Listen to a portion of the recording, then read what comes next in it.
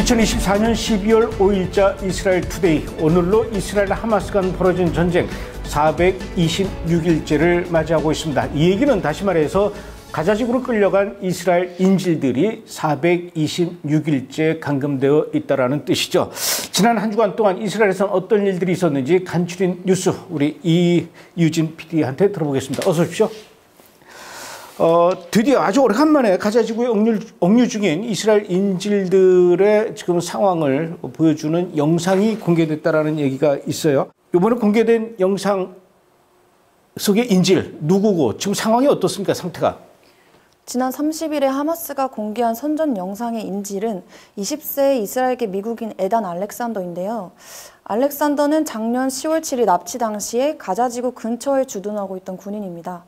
해당 영상에서 알렉산더는 이스라엘 정부에게 자신을 구출해 줄 것을 촉구했고요. 네타냐후 총리에게는 정부가 인질을 방치한 것에 대해서 실망을 표하기도 했습니다. 또한 트럼프 당선인에게는 바이든과 같은 실수를 저지르지 말라라고 하면서 바이든이 보낸 무기가 우리를 죽이고 있고 불법적인 포위 공격이 우리를 굶기고 있다고 덧붙였습니다. 영상 중간에는 두려움과 고독을 호소하면서 눈물을 흘리기도 했습니다. 그런데 하마스가 왜 지금 이 시점에서 이 영상을 공개한 것이죠? 현재 하마스는 인질 석방과 관련된 잠재적 협상 카드를 사용하여서 이스라엘의 내부 여론을 자극하면서 이스라엘과 국제사회 협상 압박을 가하려는 의도로 보이는데요. 이스라엘에 억류된 팔레스타인의 수감자 석방이나 전쟁 상황에서 자신들에게 유리한 휴전 협상 조건이 주요 목표이지 않을까 싶습니다. 그 이제 인질이 미국계란 말입니다. 이 영상이 공개된 이후에 미국의 도널드 트럼프 대통령 당선인이 하마스를 향해서 아주 강력한 메시지를 냈다고요? 네, 맞습니다. 사실 트럼프 당선인은 7월에도 대선 후보로서 이와 유사한 위협을 가한 적이 있었는데요. 이번에 하마스가 인질 영상을 공개한 지 이틀 후에 트럼프 당선인이 자신의 SNS를 통해서 더 강력한 경고를 했습니다. 뭐라고 했냐면 2025년 1월 20일 취임식 전까지 인질들이 석방되지 않는다면 중동 지역과 인류에 반하는 만행에 책임이 있는 사람들에게 지옥의 대가가 있을 것이라고 밝혔습니다. 이에 대해 뉴욕타임즈는 해당 발언은 트럼프 당선인이 취임 후 중동 정책을 얼마나 공격적으로 다룰지를 암시한다고 전했습니다. 다른 사람도 아니고 트럼프한테 협박해서 이게 통할 리가 없을 텐데 그야말로 지옥의 대가, 뜨거운 맛을 좀 봐야 될 것 같아요. 자, 이번에는 12월 1일이네요. 웨스트뱅크 서안지구 안에 있는 제니라는 마을이에요. 여기에서 IDF가 드론으로 공격을 해가지고 그곳에 있던 하마스 테러리스트 요원 3명이 사망을 했다라고 하는데 이번에 사망한 3명의 테러리스트 어떤 인물들이었습니까? 이스라엘 방위군에 따르면 제닌 근처의 시르마을에서 공습으로 사망한 4명의 무장범은 서안지구 북부에 접한 이스라엘 마을에 대한 여러 건의 총격 테러의 주범이었다고 합니다. 그중 우두머리인 와엘 라흘루는 31살의 서안지구의 주민이었고요.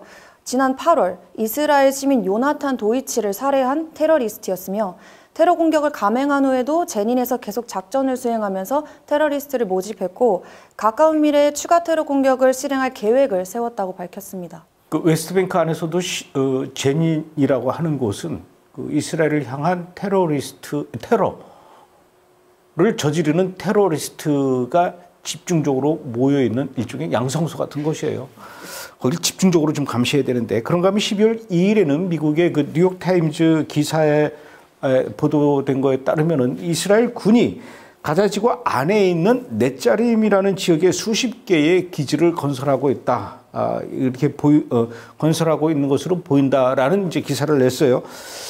구체적으로 이 넷자림이라고 하는 곳이 가자지구 안에서 어느 지역에 있는 것이고 어떤 기지를 왜 건설한다라는 것입니까? 먼저 가자지구에는 이스라엘 군대가 통제하는 2개의 완충지대가 있는데요. 앞에 지도에 보시면은 필라델피 회랑과 넷자림 회랑입니다. 그중 넷자림 회랑은 가자지구 중심부를 가로지르면서 북부와 남부를 나누는 6km 길이의 땅이고요. 북부와 남부 가자 사이의 팔레스타인인의 이동이나 그런 행동들을 감시하고 통제하기 위한 일종의 완충지대입니다. 보고서에 따르면 IDF는 최근 3개월간 건물 600여 채를 철거한 후 넷자림 회랑 안팎으로 수십 개의 군사기지를 건설했고 전초기지 네트워크 확장을 했다고 합니다. 그럼 잘 모르는 분들은 그 가자 지구는 이 정도 좀 해두고 적당히 하고 이제 좀 내버려 두지 왜 이렇게 끝까지 이스라엘은 가자 지구 안에 들어가서 저렇게 막 넷짜리 그 지역을 또 확보하고 뭐 건물을 부수고 뭐 자기네들 기지를 짓고 이렇게 생각하시는 분들도 있겠지만 놀랍게도 아직까지 가자 지구 안에서는 이스라엘 향해서 로켓이 계속 날아오고 있다는 겁니다. 끝까지 지금 하마스가 저항하고 있는 이런 상황이에요. 같은 날 12월 2일입니다. 분명히 이스라엘하고 헤즈볼라 간의 휴전 협정이 이루어졌음에도 불구하고 지금 이스라엘 군하고 헤즈볼라하고 계속 교전이 좀 이루어지고 있어요. 심지어는 이제 그래서 헤즈볼라 측이 11명이나 되는 사람이 이제 또 사망을 했어요. 그러면서 헤즈볼라는 이스라엘이 먼저 우리한테 공격을 해서 우리가 반격할 수밖에 없었다. 또 이스라엘은 헤즈볼라가 먼저 이스라엘 향해서 공격을 했기 때문에 우리가 반격을 할 수밖에 없다. 서로 이렇게 말이 다른데 누가 먼저 휴전 협정을 깨고 이렇게 공격을 해서 싸움을 거는 겁니까? 일단 현재 이스라엘과 헤즈볼라는 서로의 책임을 전가하는 상황에 놓여 있고요. 국제사회에서는 이스라엘 협정 위반에 대한 비난이 좀 많습니다. 이스라엘에 대한 비난이 좀 유독히 많은 이유가 헤즈볼라의 위반 사항은 상대적으로 눈에 띄지 않는 반면에 이스라엘의 대항은 좀 더 명확하게 드러나기 때문인데요. 헤즈볼라 협정 위반은 레바논 남부에서의 군사적 움직임이나 무기 운반 이런 은밀한 방식으로 이루어졌기 때문에 상대적으로 눈에 띄지 않는데 이스라엘의 군사적 대응은 뭐 미사일 발사나 아니면 폭발 이런 눈에 띄는 결과물을 동반하기 때문에 조금 더 크게 부각되었죠. 이런 차이로 인해 헤즈볼라의 위반이 먼저임에도 상대적으로 덜 드러나고 이스라엘의 대응은 국제사회에서 비교적 더 많은 비판을 받고 있는 것 같습니다. 이스라엘하고 헤즈볼라하고의 그 교전이 12월 3일까지 이어졌어요. 이 12월 3일에도 역시 교전으로 인해서 사람이 죽었는데 헤즈볼라와 시리아 군 사이에 연락을 담당하던 사람이 사망을 했다. 이런 뉴스가 또 있습니다. 네, 이스라엘군이 시리아 다마스쿠스 국제공항 근처에서 표적 공습을 실시하여서 헤즈볼라의 고위급 연락책을 제거했다고 밝혔습니다.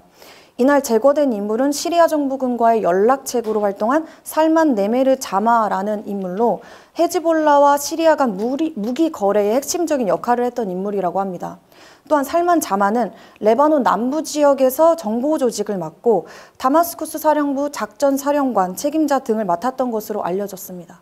마지막으로 지금 시리아 내전이 점점 격화되고 있어요. 그런데 이 시리아 내전에 이제는 이란도 이 내전에 끼어들고 있다. 아니면은 끼어들 준비를 하고 있다. 이런 좀 뉴스가 있습니다. 맞습니까? 네, 아무래도 시리아가 여러 국가들의 이해관계가 얽혀 있다 보니까 그런 것 같은데요. 지난주 알레포를 갑자기 점령하여서 정부군을 향해 진격하던 시리아 반군이 화요일에는 주요 도시인 하마에 접근했다고 합니다. 러시아와 이란의 동맹국들은 반란이 부활하는 것을 막기 위해 지원을 서두르고 있는 상황이고요. 또한 이란 외무장관 아락치는 다마스쿠스가 요청할 경우 테헤란은 시리아에 군대를 파견하는 것을 고려할 것이라고 말했고 러시아 대통령 푸틴은 시리아에서의 테러 공격을 종식시킬 것을 촉구했습니다. 이라크와 시리아 소식통에 따르면 월요일에 이란이 지원하는 수백 명의 이라크 민병대가 시리아 정부군을 지원하기 위해 시리아에 입성했다고 합니다. 이 시리아 문제가요, 중동 지역에서 언제 또 무슨 일이 터질지 엄청난 폭탄이 터질 수 있는 또 다른 뇌관인데 그만큼 여러 나라들의 이해관계가 복잡하게 얽혀 있는 나라가 시리아인데 제일 또 중요한 것은 이스라엘과 마주하고 있다는 거죠. 시리아 문제에 대해서는 잠시 후에 조현영 기자와 조금 더 자세하게 분석해보는 시간을 갖도록 하겠습니다. 오늘은 여기까지 하죠. 고맙습니다. 수고하셨습니다.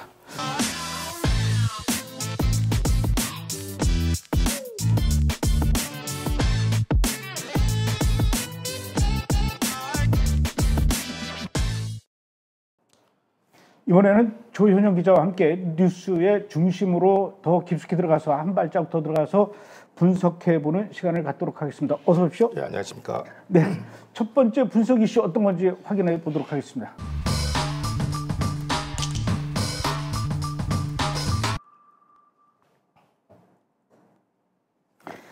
헤즈볼라와의 전쟁이 이제 휴전된 상태에서 지금 이제 이스라엘 북쪽 지역이 좀 잠잠해진가 했더니 이번에는 레바논 옆에 있는 시리아 안에서 정부군과 반정부군 사이에 내전이 일어났어요. 지금 상황이 어떻습니까? 예, 매체에서는 지금 편의적으로 이제 정부군 반정부군이라고 설명을 하는데요. 모든 종파 테러 전쟁 만인에 대한 투쟁 상황입니다. 굉장히 복잡하게 돌아가고 있습니다. 크게 보면 이제 정부군 하면 아사드 정권을 지지하는 세력, 그리고 반정부군은 반아사드 정권 세력이라고 보시면 되는데, 문제의 발달은 이제 지난달이죠. 26일 날 시리아 북부에서 HTS라는 무장 정파가 북서부와 SNA 정파가 북동부에서 기습 공격을 해서 현재 시리아 북서부 제2의 도시 알레포와 이들리비 주 대부분을 장악했습니다. 근데 이제 한번 저 지도를 이제 보시면 아시겠지만요. 북서부 알레포 지역을 72시간 교전 끝에 HTS가 아사드군을 몰아내고 8년 만에 장악을 했습니다. 자, 초록색 지역이 이제 반아사드 찬환 지역이고요. 레드가 아사드 통제 지역이에요. 그래서 저 초록색 지역을 이제 HTS가 주 공격수로 이제 탄환을 한 것이죠. 그리고 초록색 지역 안에 보면 자그마한 짙은 초록색 원이 있습니다. 점이. 그게 바로 이제 HTS가 현재 주둔하고 있는 것이고, 수도 다마스쿠스와 불과 140에서 200km 떨어진 지역이 이제 반아사드 수준으로 떨어진 것이죠. 근데 옆에서 저 시리아 지도를 보면 연두색 지역이 있지 않습니까? 저게 북동부 연두색 지역이 바로 미국이 지원하는 쿠르드족으로 구성된 SDF라는 그 주둔군인데요. 시리아 민주군입니다. 시리아 데모크래틱 포스라고, 이건 미국이 지원하는 지역인 연두색 지역이에요. 그런데 그 SNA라는 시리아 국가 군대, 시리아 내셔널 아미가 요번에 HTS랑 동시에 공격을 했어요. 근데 SNA는 저쪽 보시면 저기 북동부 맨 꼭대기에 저 초록색, 저 짙은 초록색 있죠. 저기서 뚫고 나와가지고 SDF를 연두색 지역을 반으로 갈라가지고 이제 알라포로 이제 진격을 한 것이죠. 그래서 이제 HTS의 후미와 이제 측방을 방어하면서 12개의 그 알레포 북부 지역을 지금 점령을 했습니다. 그게 이제 그 밝은 초록색이 지금 저기 SNA가 지금 주둔하고 있는 지역이에요. 그래서 현재는 HTS하고 SNA가 원팀으로 알레포 지역 저기 초록색 지역을 점령을 했는데요. 기존에는 저기 위에까지가 다 레드 지역이었어요. 아사드 통제 지역이었고, 왼쪽은 저 오른쪽은 저 연두색 지역은 미국이 통제하는 이분할이었는데, 요번에 초록색 이제 HTS가 주공격수로 나서면서 HTS와 SNA가 저 지역을 탄환했다라가 요번 사태의 전말입니다. 듣고 보니까 뭐 HTS, SNA, 뭐 시리아 민주군 뭐 굉장히 복잡해요. 예. 예, 뭐 그럴 수밖에 없는 게 워낙 뭐 지금 여러 그 지금 상황이 복잡하게 얽혀 있기 때문에. 그런데 사실은 이번에 이제 내전이 일어난 게 갑자기 일어난 게 아니라 2011년도에 1차 내전이 시작이 됐어요. 그리고 그 내전이 한동안 막 진행되다가 다시 좀 잠잠해지는 거 싶더니 다시 이번에 일어난 거란 말입니다. 2011년도에 내란이 시작된 근본적인 원인은 뭐였습니까? 그러니까 결론부터 말하자면 2011년의 1차 내전은요, 오바마의 유산입니다. 왜 그런가 했더니 당시를 상기해 보시면 아시겠지만 2011년 3월 중동 민주화 운동인 아랍의 봄이 있지 않았습니까? 그래서 그때 이제 시리아 내전이 터진 것이죠. 그러니까 아사드 정권의 폭정으로 이제 시작이 됐고요. 결국에는 아사드 정권은 반대파를 숙정하기 위해서 화학무기까지 썼어요. 근데 이에 대항하기 위해서 이제 시리아에서 내부 민초들이 일어나서 자유 시리아 군이라는 Free Syrian Army (FSA가) 이제 창설이 됐습니다. 그 아사드 정권을 추출할 만큼 힘도 세고 시리아 국토의 70%를 장악하고 있었어요. 근데 그리고 또 극렬 이슬람 테러 세력에 오염되지 않는 순수 민초 저항군이었습니다. 그런데 오바마 행정부는 이 반군인 프리 시리아 아미를 지원하지 않고 오바마 행정부에서 그냥 방치를 했어요. 그럼 왜 방치를 했냐? 그러니까 아랍의 봄으로 실각한 카다피, 그러니까 리비아가 혼란에 빠지자 이 아랍의 봄이 중동 전체를 아니면 완전 해방구가 될 수 있다. 그래서 국제사회와 미 오바마 행정부는 아사드 정권 제거보다는 유지 쪽으로 이제 선회를 한 것이죠. 그래서 오바마가 러시아 개입을 용인하고 이란과 그 대리 세력인 헤즈볼라 개입을 용인했어요. 아까 그 지도를 보시면 아시겠지만은 그 초록색 지역이 원래 러시아 관할 지역이었어요. 러시아 공군이 들어가가지고 그 지역을 다 초토화시켜가지고 이제 러시아가 이제 그 지역을 장악하면서 아사드 정권을 지원하게 되고, 또 이란의 개입을 또 오바마가 용인을 하면서 이란이 아사드 정권을 지원하면서 헤즈볼라를 급파시킵니다. 헤즈볼라는 사실상 아사드 정권의 지상군 역할을 하는 그런 역할이고, 러시아가 공군 역할을 한다면 이란의 헤즈볼라가 지상군 역할을 하면서 아사드 정권을 옹위를 했죠. 그리고 또 미국은 시리아 북동부 아까 그 보여드렸던 지도에서 연두색 지역에서는 쿠르드족을 지원하면서 SDF라는 그 시리아 데모크라틱 포스를 지원하게 되는 것입니다. 그래서 이게 2분할로 돼 있었는데 여기서 재밌는 거는 그 당시 아사드 정권은 자신의 권력을 유지하고 반군들을 이렇게 분열시키기 위해서 어떻게 했냐면 그 감옥에 있는 ISIS, 알카이다 그 다음에 테러범들을 석방을 시켰어요. IS하고 알카에다를 그렇죠. 이제 석방시켰다고요? AQ 계열 테러리스트를 다 석방을 시킨 거예요. 그래서 이제 자유 시리아군하고 막 내부 분파, 종파 전쟁이 그때부터 일어나면서 이게 복잡하게 전개가 된 것이고 그뿐만 아니라 또 국경을 개방했어요. 그러니까 외부 테러 세력들이 다 들어온 거예요. 거기에도 물론 ISIS, 그다음에 그 알카에다, AQ 계열 세력이 있고 그다음에 또 우리가 잘 알고 있는 무슬림 형제단도 들어왔어요. 여기에. 그러니까 테러들을 어떻게 보면 천국이 된 것이죠. 아하, 이런. 그리고 허술한 국경을 통해서 유입이 바로 됐고 그래서 오늘날처럼 이렇게 복잡하게 됐는데 문제는 오바마가 자유시리아군 그 앞서 얘기했던 프리 시리아 어미라고 원조 반군이었는데 이걸 지원하지 않았어요. 그래서 이 원조 시리아 반군이 와해되면서 이제 테러들의 그 합종 연행이 돼버린 것이죠. 그러니까 들으면 들을수록 점점 더 이렇게 막 늪에 빠지는 듯한 굉장히 좀 복잡해요. 근데 이게 뭐 텔레비전이 아니라 유튜브니까 유튜브의 장점은 도무지 이해가 안 되면 다시 또 이렇게 땡겨가지고 되돌려가지고 이렇게 다시 보면 될 것 같아요. 한 2번 정도 이렇게 설명을 들어야 될 것 같아요. 그러나 어쨌든 듣다 보니까 지금 시리아 안에서 반정부군이 정부군을 좀 밀어내고 시리아의 일부 지역을 반정부군이 지금 점령하게 됐다 이 말씀인 것 같은데 이렇게 그 반정부군의 기습 공격이 이번에 가능했던 이유가 사실은 그 뒤에서 터키가 이 시리아의 반정부군에게 군수물자와 여러 가지 병참을 지원했다. 그래서 이런 일들이 가능하게 됐다. 이런 얘기가 있더라고요. 사실입니까? 그러니까 이제 터키 남부에서는 터키 이제 본연의 이제 문제가 뭐냐면 터키 남부 지역 그러니까 시리아 국경 지역이죠. 여기서 쿠르드족 계열의 테러리스트들이 준동을 했어요. 그게 또 이제 또 혼란스럽겠지만 또 PKK라는 테러 세력이 또 존재합니다. 그러니까 이 때문에 공을 썩고 있었고 시리아 내전이 터지자 시리아 북동부에 있는 쿠르드족들이 터키 남부 국경지에서 사고를 치기 시작합니다. 그리고 또 시리아 난민들이 다 터키 쪽으로 유입이 돼요. 근데 이 지역에서 이제 미국이 지원한 아까 얘기했던 이 시리아 민주 군대가 이제 쿠르드족을 기준으로 해서 이제 터키가 이제 맞대응하고 있었던 것이죠. 근데 이에 터키가 앞서 언급한 그 유일한 민초 반군이었던 자유시리아군 프리 시리안 아미가 있죠. 그게 이제 와해가 됐단 말이에요. 오바마가 지원 안 하고 이제 아사드 정권이 이제 회파를 시켜서. 근데 이 잔존 세력들을 모아가지고 새로 만든 게 SNA 시리아 국가군입니다. 그 시리아 국가군이 요번에 알레포 공격에 같이 가담한 사람이죠. 그게 바로 터키의 지원을 받고 들어간 겁니다. 그래서 배후 세력이 터키라는 것이죠. 그리고 터키는 잘 아시다시피 무슬림 형제단의 본거지죠. 그러니까 수니파 테러 세력의 직결지로서 지금 현재 에르도안 대통령의 성향 자체도 이슬람 종주국 칼리피 패권을 지금 유지하려고 하고 있어요. 그래서 SDF가 아까 얘기했던 연두색 지역에 있던 쿠르드족한테 멸망당한 IS 부대들 있죠. 그 IS 군과 알카에다의 그 잔존 세력을 모아서 만든 게 HTS입니다. 그러니까 이게 HTS를 누가 만들었냐? 터키가 만든 거예요. 그러니까 앞서 설명했던 그 알레포 지역을 점령했던 HTS 세력이랑 SNA 세력은 다 터키의 대리 세력이라고 볼 수 있는 것이죠. 잔존 세력을 모아가지고 터키가 돈 지원하고 군수 지원해서 그 세력을 대리 세력을 만들어서 요번에 알레포로 이제 침투를 한 것입니다. 그래서 대표적으로 이제 그러면 터키가 무슨 생각으로 이제 여기를 갑자기 이제 시리아 내전에 끼어들게 됐냐면은 대표적으로는 그 아까 얘기했던 그 초록색 지역이 원래 러시아 관할 지역이었거든요. 알레포 지역이. 근데 러시아가 우크라이나 전쟁으로 바빠지면서 러시아가 힘이 빠지기 시작하고 또 최근에 이스라엘이 이란의 그 시아파 초승달 벨트를 무차별 공습을 하지 않았습니까?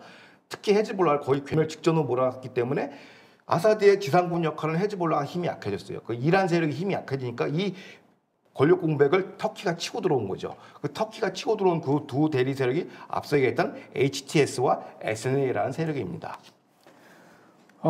뭐 HTS, SNA 세력, 뭐 들으면 들을수록 저도 뭐 복잡해지고 정리가 잘 안 되는데 어쨌든 좀 복잡해요. 그런데 우리 앞서 우리 이준 PD도 이 시리아 내전 문제에 이란이 지금 개입하고 있다 이렇게 얘기를 했는데 또 반정부군은 터키까지 지금 또 이렇게 연결되어 있고 또 거기에다가 러시아까지도 또 연결되어 있고 굉장히 복잡해요. 그러나 어쨌든 지금 2025년 1월 달에 미국에서는 또 도널드 트럼프가 이제 대통령으로 이제 취임을 하게 되면서 앞으로 여러 가지 이제 국제 정세에 많은 변화들이 있을 것 같아요. 그렇다면은 뭐 시리아에 뭐 SNA고 HTS고 이건 둘째 나도 잘 모르겠고 제일 관심 갖고 있는 것은 이제 뭐냐면은 과연 이 시리아 내전 문제와 이스라엘과 앞으로 어떤 관계가 되고 어떤 영향을 미치게 될까요? 이제 지금 얘기 드린 테러 정파를 보면은 굉장히 난해하죠. 근데 이 테러 정파를 지배하는 그 어떤 그 종주국이 누구냐 보면 이제 이해가 쉽습니다. 지금 아사드 정권이 정리하자면 아사드 정권을 지탱하는 두 가지 세력이 있어요. 그게 이란과 러시아죠. 그리고 미국이 반을 차지하고 있고. 근데 여기서 러시아와 이란이 약화됐어요. 헤즈볼라가 이제 지상군 역할을 하는데 빠개졌어요. 그러다 보니까 이 빈 공간을 이제 터키가 치고 들어온 거죠. 그 설명하기 싫은 그 두 대리 세력을 통해서 이제 침투를 한 건데. 근데 사실 에르도안은 기존에 오바마 미국에 대한 불만이 많아요. 왜냐하면은 오바마가 러시아 시리아 내전 개입을 유도했을 뿐만 아니라 터키 국경선에 배치되어 있는 IRGC 이란 그 IRGC도 들어와 있었거든요. PKK도 들어와 있고 다 이걸 이제 이란이 지원을 하게 된 겁니다. 오바마가. 그래서 이 새로 취임한 트럼프 대통령은 이 복잡한 정파 게임에 들어갈 거냐 안 들어간다는 것이죠. 그래서 터키는 지금 새로 장악한 땅이 있지 않습니까? 알레포 지역을 이거를 두고 러시아하고 지금 딜을 할 겁니다. 이 시리아 내전이 어느 정도 지금은 이제 서로 주고받고 공방전이 있는데 이제 러시아하고 이거 갖고 이 땅을 놓고 이제 딜을 할 거예요. 새로 이제 장악을 했으니까 터키의 협상력은 올라가죠. 그 전에는 2분할이었는데 3분할로 바뀌어가지고 그 알레포 지역의 러시아 관할권이었던 지역하고 협상을 할 것이고 또 트럼프 행정부와는 아까 얘기했던 쿠르드족 문제 그 연두색 그 지역이거든요. 그게 터키랑 맞닿아 있는데 이 지역에 가서 쿠르드족 문제를 가지고 트럼프 행정부와 또 협상을 할 겁니다. 그런데 여기서는 또 터키가 지금 우위에 있기 때문에 좋은 협상 조건을 끌어낼 것이고 그럼 이스라엘은 어떻게 할 것이냐? 이스라엘은 1차적으로 이란과 그 대리 세력 제거를 이제 마무리 져야 돼요. 이란 핵시설도 다 파괴하고 원유시설도 파괴하고 그러고서 나서 이스라엘 북부 국경과 맞닿아 있는 시리아 국경 있지 않습니까? 거기서 드루즈족이나 이런 그 잔존 세력을 통제해 가지고 버퍼 완충지를 만들어야 된다라고 보시면 됩니다. 그러니까 이스라엘하고 시리아하고 그 국경 사이에 완충 지역을 만들어야 그렇죠. 된다. 지금까지 얘기한 거는 시리아 북동부 얘기고 이스라엘은 남부 쪽에 맞춰 있지 않습니까? 시리아랑 골란고에서 보이는 지역. 그러니까 그 남부 지역을 이스라엘이 관할해야 된다는 게 그게 이제 하나의 완충지죠. 그러니까 레바논의 경우는 이제 티라니 강 이북으로 내쫓은 것처럼 그래서 30km의 그 거리를 확보해 놨단 말이에요. 완충 지역으로. 네. 시리아도 역시 그렇게 해야 된다는 얘기인데 예. 어떤 방식으로 그걸 완충 지역을 만든다는 얘기죠? 그러니까 이게 조금 높은 단계에서 얘기하자면 이제 트럼프의 글로벌 전략을 이해해야 돼요. 그 반중 포위 전략이잖아요. 그러면은 트럼프 입장에서는 중동에서 또 얘네들 종파 갈등하는 것도 중재하고 이러면 시간이 오래 걸린단 말이에요. 그렇기 때문에 이거에 개입할 가능성은 별로 없어요. 그 종파 갈등은 너네들끼리 알아서 해결해라. 그게 트럼프의 핵심 어젠다예요. 그러면은 시리아 분할될 시나리오를 어떻게 관리할 거냐. 그러니까 일각에서는 뭐 아사드 정권 뭐 레짐 체인지를 할 것이다 트럼프가. 그런데 그런 가능성 없어요. 그러니까 현종 상태로 그냥 유지하고 공포의 균형만 만들어 놓는 게 트럼프의 방침이고 그럼 주변국에서 알아서 해야겠죠. 그럼 내전이 어떻게 마무리되는가가 중요한데 일단 이스라엘은 아까 말씀했던 그 완충지대 남부 지역 완충지대에 누가 많이 살고 있습니까? 드루즈족이 많이 살고 있죠. 그러니까 이스라엘은 드루즈족을 지원하면서 완충지대를 넓혀간다는 거예요. 이스라엘의 안보의 문제점의 본질은 뭐냐면 국경이 너무 좁아요. 바로 적군이야. 그러니까 이 완충지대를 좀 넓혀줘야 되거든요. 그래야 1차적으로 방어할 수 있는 진지가 있는데 직접 IDF가 들어가서 통제한다는 건 좀 말이 안 돼요. 국제법상으로 좀 논쟁거리고 남의 나라 국경에 들어가니까. 그래서 그 지역에 대사도 주거하고 있는 드루즈족을 활용하겠다라는 거예요. 드루족 아시겠지만 지난번 헤즈볼라 공격으로 그 축구장이 박살나지 않았습니까? 그 두루족 아이들이 많이 그렇죠. 실종당했죠. 그래서 이제 어떻게 보면 그 드루족 족장이 네트냐후를 악수하고 시리아 이 이란 세력에 대한 어떤 적대심이 이제 공통의 분모가 생겼어요. 그래서 드루족을 군수 지원하고 대리 세력을 키우는 거죠. 사실상 군수 지원하고 정보 정찰 자산을 지원해서 드루족을 버퍼존을 크게 만든다는 거죠. 이스라엘 남부 지역에. 그것뿐만 아니라 앞서 그 지도에서 봤던 그 연두색 지역이 이제 쿠르드족이 있거든요. 근데 지금 터키가 지금 신이 났어요. 막 시리아 전체를 다 먹으려고 지금 하는데 먹으면 체하죠. 그래서 그 준동하는 터키, 그러니까 이란이 빠지니까 터키가 이제 준동하는 겁니다. 그 터키를 견제하기 위해서는 그 북동부 국경에 있는 쿠르드족을 누가 이용해야 되냐? 이스라엘이 또 쿠르드족한테 드루족 이용하는 것처럼 쿠르드족한테 군수 자원 지원하고 이게 과거 미국의 역할이었거든요. SDF 포스를. 요거를 대신 이제 이스라엘이 지원하면서 또 터키의 준동을 막겠다라는 거예요. 터키의 준동을 왜 막냐? 무슬림 형제단 소속이기 때문에 그래요. 그렇기 때문에 북동쪽과 남부를 이스라엘이 버퍼존을 크게 가져간다. 이게 이런 전략적 플레이를 갖고 움직일 것이라고 현지 전문가들은 분석하고 있어요. 그러나 이걸 하려면은 궁극적으로는 이란을 먼저 제거해야 돼요. 이란 제거하고 새로운 질서에 대한 이제 방안이 방금 이제 설명해 드린 거고 결국에는 이란을 제거한다고 사람들은 뭐 평화가 올 것이다. 그렇지 않아요. 중동은. 이란 제거가 되면은 그 자리를 또 터키가 또 치고 나옵니다. 터키가 새로운 주적이 되는 것이죠. 그래서 장기적 안목으로 좀 버퍼존을 좀 두텁게 만드는 게 이스라엘의 전략이라고 볼 수 있습니다. 일종의 풍선 효과예요. 그렇죠. 여기를 누르면 절로 튀어나오고 그렇죠. 또 여기를 메꾸면 저기가 또 빵꾸나고 막 또 빵꾸난 거 메꾸면 여기가 또 빵꾸나고 이런 게 지금 그 중동 문제의 특징인 것 같은데 뭐 시리아는 오죽하겠습니까? 그러나 어찌됐든 뭐 복잡한 얘기를 또 이렇게 설명해 주시느라고 고생하셨습니다. 물 더 마시고요. 예, 예. 이제 두 번째 분석 이슈 또 알아보도록 하죠.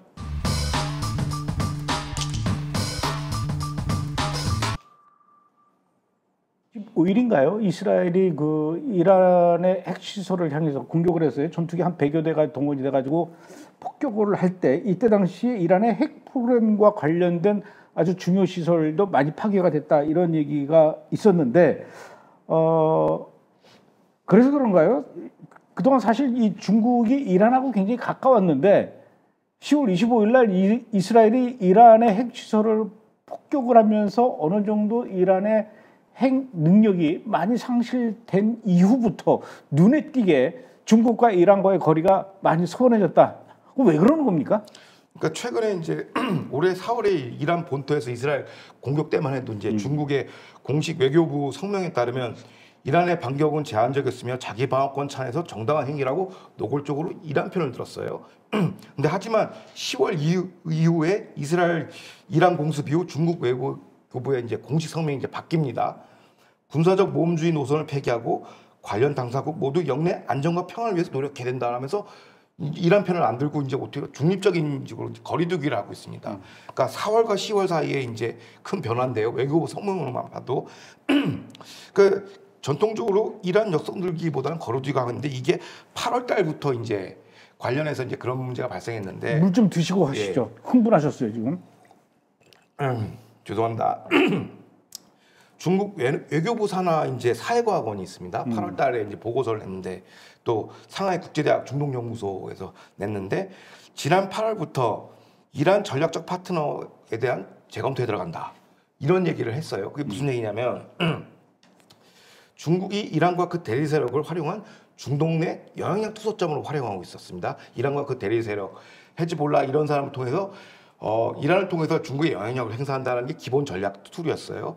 그래서 실제로 지난 2023년에 무슨 일이 있었냐? 이스라엘 사우디 정상화가 한참 진행되고 있을 때 사우디 이란 정상화 중재에 중공이 나선 것이죠. 이걸 깨기 위해서 그 정도로 이란과 이제 사우디 이란을 지원해서 이제 중동에서 이제 미국 역할을 하겠다라고 했는데 최근에 이제 그 사회과학원 보고서에 이렇게 나와 있습니다. 이란이 혁명 수출 과업 대외 정책은 성과 없이 막다른 골목을 향해 가고 있다. 자, 대리 세력 전략은 실패했다라고 한 거예요.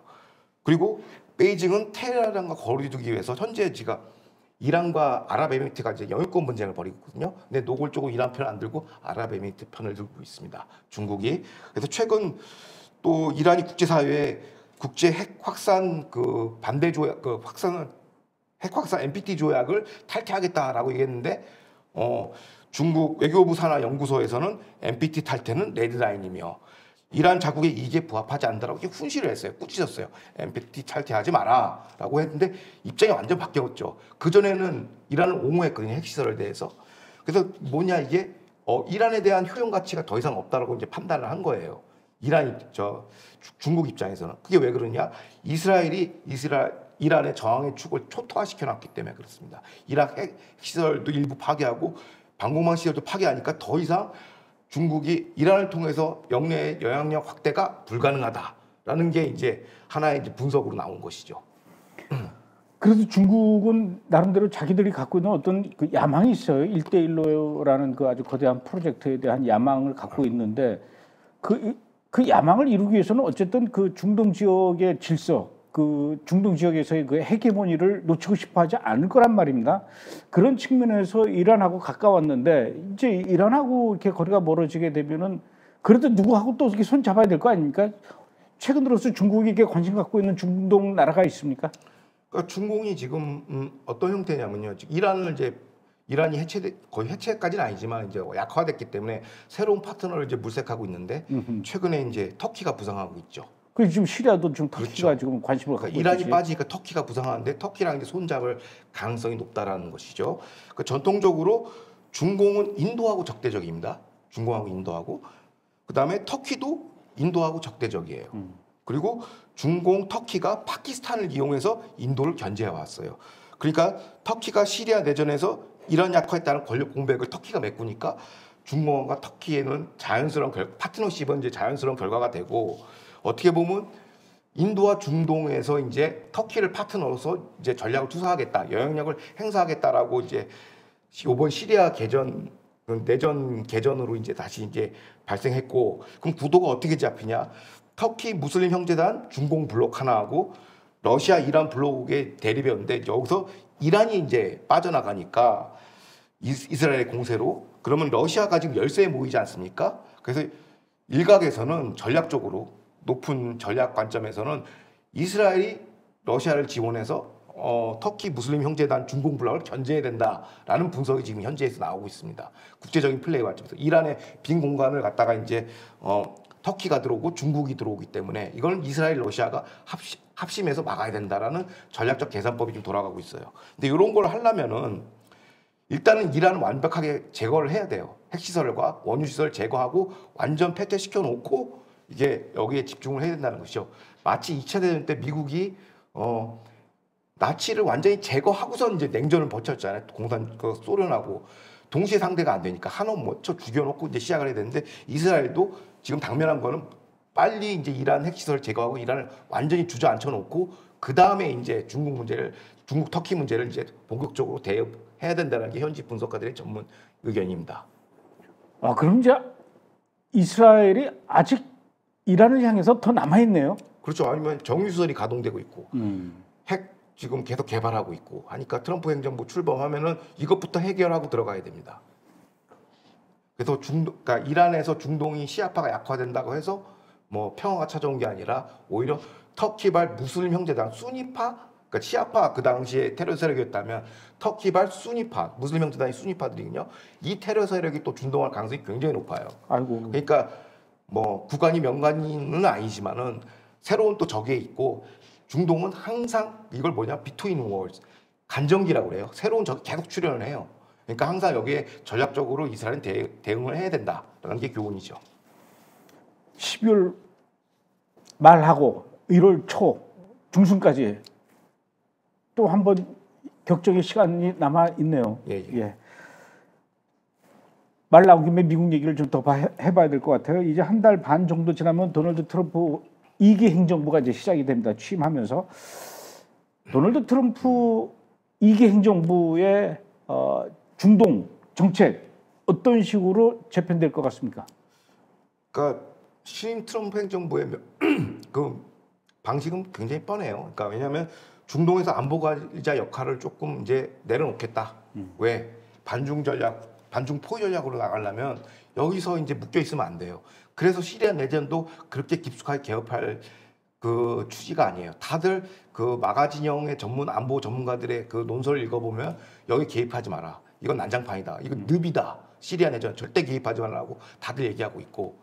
그러면 특이점이 뭐냐면 그러니까 일반적으로 중동은 이제 약간 방치하고 나오는 것처럼 보이지만 그걸 놓고 이제 사람들이 고립주의라고 얘기를 해요. 근데 그거는 아니고 그냥 나오는 게 아니라 이스라엘한테 안보 그 제도권 안보 그 임무 부여를 더 많이 하는 것이죠. 그래서 최근 특이점이 뭐냐면 이스라엘이 후티 반군 견제를 위해서 홍해 인근 소말리란드가 있어요. 소말리아 북쪽의 소말리란드인데 거기에 감시 정찰 기지를 지금 설립한다고 그래요. 이스라엘이. 그러니까 이건 뭐냐 무슨 의미 굉장히 중요한 의미예요. 그럼 단순히 뭐 후티 반군을 제거하기 위해서 이스라엘이 뭐, 뭐 군사 기지를 설립한다 이 정도기가 아니라 이 홍해 인근의 이 해상의 자유는 미국의 관할권이에요. 원래는 그 패권의 어떤 핵심이 뭐냐면 해상권을 장악하는 건데 이게 그동안 바이든 정부가 방치해 왔죠. 그리고 여기서 후티 반군한테 공격을 많이 당했는데 이거를 미국이 직접 후티 반군을 무찌른다 이런 개념에 미국 해군이 가서 무찌른다는 것보다는 이스라엘 너네가 해라 라고 미션을 부여한 거예요. 사실상 거기에 발맞춰서 이스라엘도 이 지역 소말리아 북쪽에다가 이게 초크 포인트거든요. 글로벌 물동량의 초크 포인트인데 홍해에서 나오는 거기다가 이제 군사 기지를 설립한다고 지금 하고 있어요. 이미 아랍에미리트가 여기 들어가 있습니다.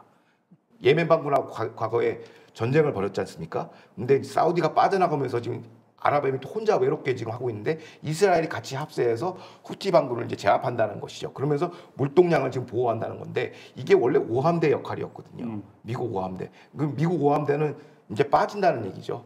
그 빠져든다는 얘기가 뭐냐면 중국으로 다 전진 배치함으로 이제 이스라엘 너네가 대신 방어를 해라라는 거죠. 이스라엘한테 안보 부여권을 한 것이죠. 그러니까 이게 트럼프 행정부의 핵심 키워드입니다. 중동 정책. 중동에서 힘을 빼긴 빼되 이스라엘이나 사우디나 아랍에미리트 수니파 중심 국가로 너네들이 안보 집단 체제를 만들어. 너네들이 알아서 해결해. 하면서 이스라엘의 안보 어떤 책임감이 이제 넓어졌죠. 이거는 곧 뭘 얘기하냐면 이스라엘이 전방위적으로 이제 전략적 포석을 하는 거예요. 전략적인 포석을 해서 지역 맹주로 이제 우뚝 서는 것이죠.